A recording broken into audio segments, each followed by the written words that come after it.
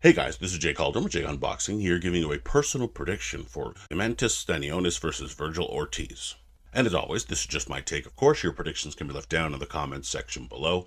Would love to hear them all. A little bit of fight info here. We have Eimantas Stanionis taking on Vergil Ortiz. This will be at the AT&T Center in San Antonio, Texas, airing live on DAZN in the welterweight division with no primary welterweight title on the line. Okay, now this is a damn good fight. Been waiting for this one for a while now. Yeah, for a long time, due to some health issues that Ortiz has been dealing with, and the fight has been postponed and moved and shuffled and all this good stuff. But now, finally it would seem, here we are. Very good welterweight fight between two guys looking to make the move from kind of that B+ to A- level up to that upper echelon of the 147-pound division. In Ortiz, you have a puncher who can be explosive, but has some skills. He certainly does. And in Stanionis, you have someone that has some technique of his own, but of course loves to get inside and bang. So what wins out in the end? Will the power of Ortiz make the difference, or will the determination of Stanionis overwhelm him? Let's break this one down. Starting with Stanionis. For Stanionis to win, I think you want to get the left hook home. Your hooks are your bread and butter.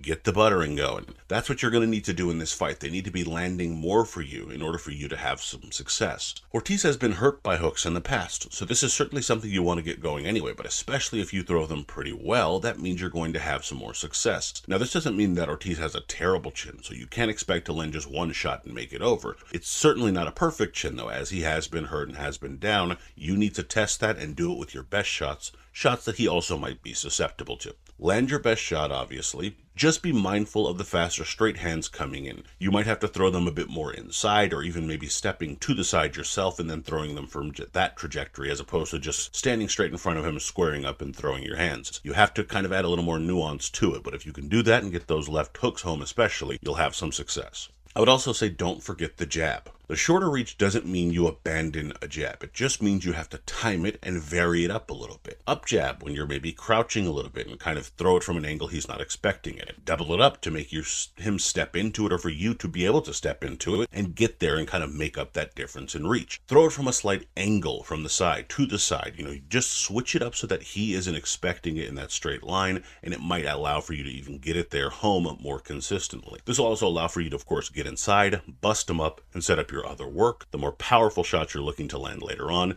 and it can start with that jab. You just have to be a bit more educated with it. And finally, make it a messy fight. Be warned here. I don't mean sloppy. I don't mean reckless.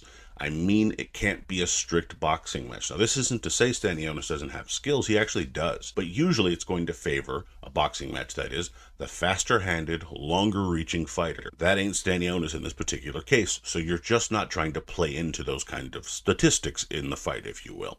Instead, you're going to want to rough him up when you get inside and going to get that arm free in there. You're going to use it. Literally push him back at times. This is what you need to do in order to give yourself those kind of advantages and edges. The more you can get to work and make Ortiz complain to the ref or talk about fouls and bailouts with the ref, hoping that the referee helps him, the more you know the fight is going your way. And you're going to get that going by, of course, pushing inside, using that jab as mentioned to do it, the left hook home when you're in there, and just make sure it's not a clean fight where you're just trading. You want to take over the fight by overwhelming him with that kind of physicality on the inside. Now, switching over to Ortiz. For Ortiz to win, I think you want to land the 1-1-2.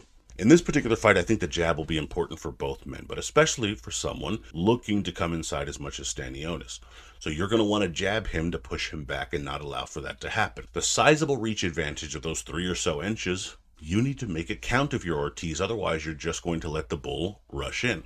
What's more, the beautiful thing about the jab is if he's still trying to rush in, if you cannot persuade him to do otherwise, that backhand tags him with that double impact and is allowed to be set up by that jab. If it actually backs him up, it allows for you to step into your own shots, and they're all the more powerful. Either way, the jab is going to set that up, and specifically the 1-1-2. If you're doubling up that jab, it's going to be something, it just is ultimately going to stunt him because he isn't always going to expect that secondary jab really lining him up for that big shot. So it gives you the power without having to overcommit and really allows for you to set it up. It's certainly something you should get going in this fight. I would also say don't neglect the body. You have a bit of a brawler in Stanionis in this fight. Again, that's a little bit too simplistic a term for him, but he is a bit of a brawler to some extent. You kind of get the sense they're the ones going to the body all the time. That can't be the case if you're Ortiz. You can't neglect the body and just let him have it.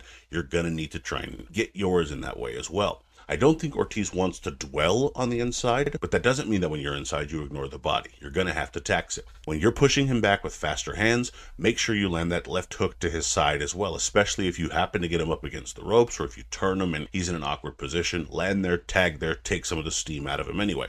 And again, that's what you're going to look to do in this fight. You know, he is a fighter who will continue to come forward almost no matter what you're throwing at him for the most part in his career thus far. One way to kind of help solve that puzzle is by attacking the body, which will lower the guard anyway, take some of the wind out of his sails, and allow for you to have more success.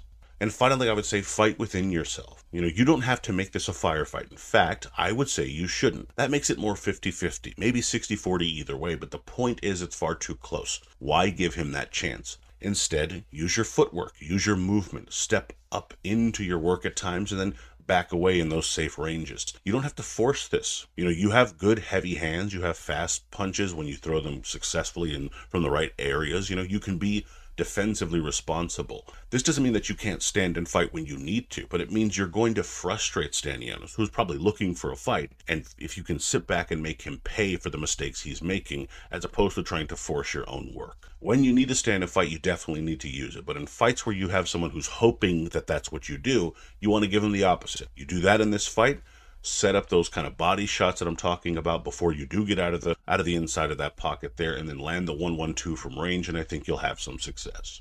Now, in terms of my pick here, this is a very close one to me, but I just feel the speed, reach, and power advantages for Ortiz will pull off this tough fight. I think Ortiz starts out in control, but Stanionis steps on the gas in the middle frames and makes Ortiz sit and fight a bit more than he'd like to, though I do think Ortiz will still probably be in the lead. Both men might get hurt here, I think, but Ortiz maybe by a hook and Stanionis with that straight right behind a jab for Vergil. However, it will benefit Ortiz mostly as it kind of settles them down into a fight where they're a bit more cautious.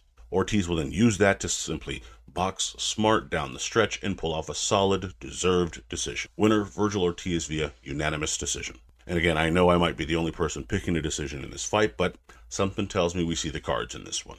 Now, in terms of the betting odds, we have Ortiz at a -450 with Stanionis coming in at a +300, and we have had wider odds on some books, but those are the ones I went with here. The Ortiz line is just a little too wide for him again, especially when he's fighting the best opponent of his career. It's just a little bit too hard to call it there. The Stanionis line's pretty compelling, though, I have to say. Again, while I pick Ortiz in this fight, Stanionis certainly has a shot in this one. If you're getting 3-1 odds, you have a bit of money to lay on it, that sort of seems to make sense to me. In terms of the over-under, haven't been able to find one thus far, but of course we'll drop it in the comments and pin it to the top when I do. But in any event for now, those are your odds. And my prediction record as of this recording is 20-10 with 12 exact, but let me know what you guys think down in the comments. Love to hear your thoughts, predictions, bets, so on and so forth. Please be sure to like, comment, share, subscribe, and follow me on Twitter at jcaldwin_JOB. You can email me at junboxing@gmail.com. I'd love to hear from you there. Also, be sure to check out junboxing.com for schedule, results, betting odds, rankings, and more. And as always, until next time.